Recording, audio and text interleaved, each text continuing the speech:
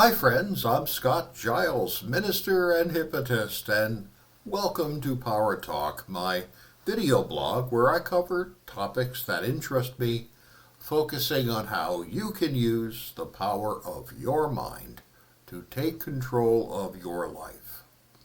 If you want to know more about my professional work or sign up for my free e-newsletter, Power Lines, check out my website, which I'll tag in the description. Well, today I'd like to talk about how we can find out what other people really think about us. Now, this can be really humbling if you do it as a self-improvement exercise. It's also really hard, but there's a benefit. First, sort of by definition, you're going to have to ask people you trust to give you honest feedback. The problem is that most of them will not believe that you really want honest feedback, and so even if they do give you a reply, they will probably sweeten it up and you'll have to compensate for that. Most of us have a distorted idea, or at least an incomplete idea, of how we seem to others. To some degree, this is inevitable because we have 100% contact with our own internal world. We may do something, but have internal reservations about it. We may be struggling to do something unpleasant in the kindest way possible. We're fully aware of any moral struggles we have about what we're doing.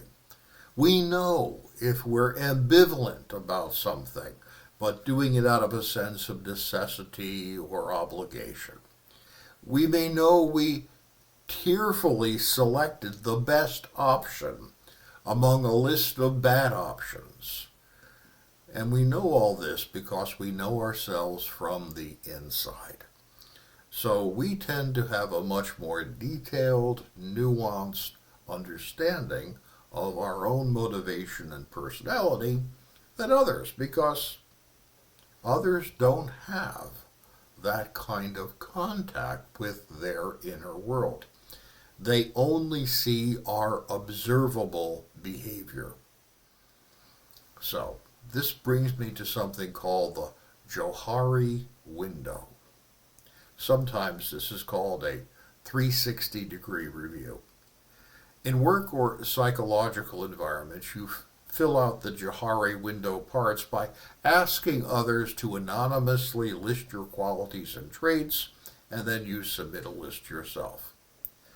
If you don't have that opportunity, you can sit down with some trusted friends and elicit feedback, although bear in mind it's subject to the qualification I mentioned earlier that your friends are going to sweeten things up.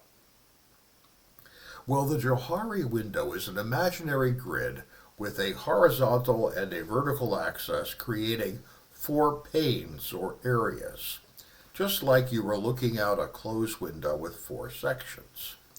It's the creation of 2 American psychologists, Joseph Luft and Harrington Ingham, in the 1950s, and the term Johari Window is actually a jumble of both of their names. Well, put a mental picture in one quadrant of the Johari Window that symbolizes all the things you know about yourself and that things that anyone else could find out about if they cared enough. And if you're doing a list, you could list these things. Your age, your marital status, education, key life events, and so on. All this is free activity because it's information about you that is freely available. This information is your public self. Now, a second quadrant is all the information that you know about yourself, but others do not know. These will be things that you could list yourself about yourself, but that no one else could because no one else knows you well enough to perceive them. Your private beliefs, how you felt the first time you were kissed, your most intimate details, the brand of personal care products you like and why, how you really feel about your father-in-law, that thing your partner does that you really don't like but you've not ever mentioned, all that stuff. This information tells you about your facade. It's what is behind the mask that all of us to some degree wear to make ourselves acceptable to others and help us move through life in a low friction way. Now understand, this is normal and good. All of us have things that are private. There's no criticism here.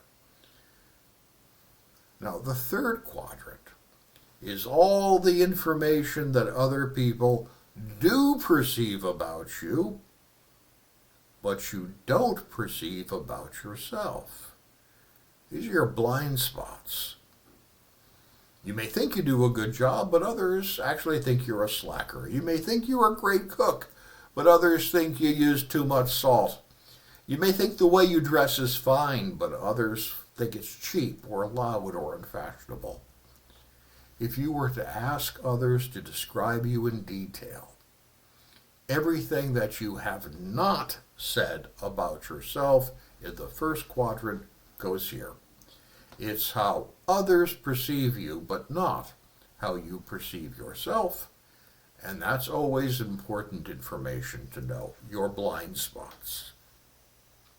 Finally, the last quadrant contains information about you that no one knows, including you.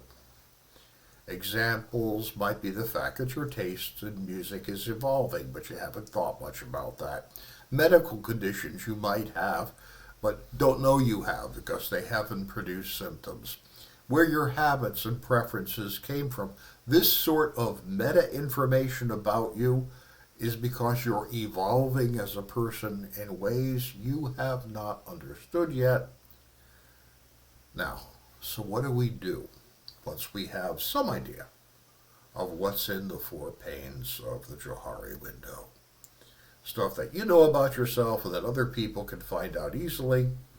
Stuff that you know about yourself but no one else does. Stuff that you don't know about yourself but other people do. And finally, the stuff that no one knows, not you, not others. Well, the good news is that you can use this to exert some control here. If you realize there is a lot of stuff that you know about yourself but that others don't know, and that information would not be embarrassing or humiliating, you can make a decision to be more self-revealing. And we do this because if there's too much about yourself that you keep hidden, others will not trust you. They may not know why, but they will not trust you because they can't figure out what kind of person you really are. But you can control that. If you find that others aren't trusting you, you can choose to supply more information. If you keep feeling that others misunderstand you, it's because there's a lot of information in the 3rd pane of the Johari window. Things others perceive about you, but that you don't perceive about yourself, your blind spots. You discover that there's a big gap between how others perceive you, and if you notice that, you've got an issue. Because if you've got too many blind spots, that can sabotage you. And if that's happening, then seek out a therapist, a coach, a spiritual director to learn about yourself. If you find yourself doing things and you don't know why you're doing them, even if it works out okay, it's probably information that belongs in that final window of the Johari model. Things you don't perceive about yourself and that others also do not know. These things are your growing edges. New issues, be they strengths or weaknesses, that are emerging from your life experience or your unconscious process. And this is where a serious spiritual practice comes in. Meditation, centering prayer, reflective journal keeping, and so on can help you discover these things about yourself, and then you could decide, do you keep them private in that second window, or do you put them in the first window and by telling other people about them? Now, it is, in my humble opinion, always important to keep that final pane of the Johari window in mind. You are not a static creature. You are changing in ways you're probably not conscious about. The best life you could be living will be one where you give yourself permission to try stuff that may seem out of the box, but may allow you to hone a new facet of your personality. So if you want to find out who you are and who you are becoming, consider the Johari window. Ask yourself about what you know about yourself, the first pane. And if you don't feel a good connection to others, and if they don't seem to trust you, ask yourself what you're hiding behind with your psychological mask, and then choose to be selectively self-revelatory. If you keep feeling that others don't understand you, then what is it they perceive that you do not, that third pane? Get yourself some consultation from a therapist, a coach, a spiritual director, who you compensate. And the service that they do in return is the service of being honest with you in a way that other people you know may not be. Finally, play the mind game of imagining yourself doing things that are, off-center for you. Who knows? Maybe you will discover something new about yourself.